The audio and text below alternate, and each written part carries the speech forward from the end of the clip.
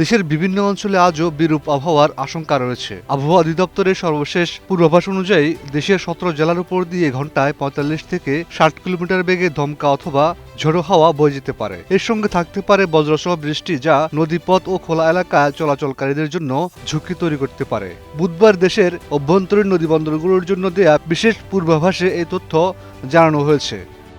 নগদ নিয়ে এলো হার নামানা হার অফার। সর্বনিম্ন 10,000 টাকা রেমিটেন্স নগদে পাঠালে থাকছে স্বর্ণের হার জেতার সুযোগ।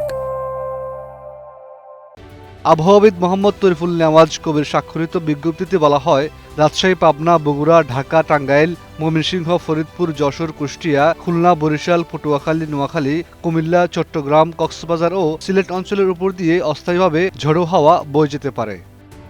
আবহাওয়া অফিস আরও জানিয়েছে, এসব এলাকায় বজ্রসহ বৃষ্টির সম্ভাবনা রয়েছে। ঝড়ের সময় বাতাসের গতিবেগ ঘন্টায় 45 থেকে 60 কিলোমিটার পর্যন্ত পৌঁছাতে পারে, যা মাঝারি ধরনের ঝড় হিসেবে বিবেচিত হয়।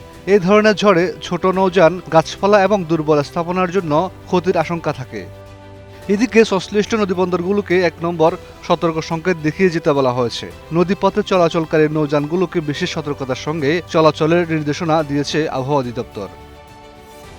বিশেষজ্ঞরা পরামর্শ দিয়েছেন, ঝড়ের সময় অপ্রয়োজনীয়ভাবে খোলা স্থানে অবস্থান না করা, বড় গাছের নিচে আশ্রয় না নেওয়া এবং বজ্রপাতের সময় নিরাপদ স্থানে থাকার পাশাপাশি জেলে, নৌযান চালক ও উপকূলীয় এলাকার বাসিন্দাদের সর্বশেষ আবহাওয়া বুলেটিন অনুসরণ করে প্রয়োজনীয় সতর্কতা অবলম্বনের আহ্বান জানানো হয়েছে।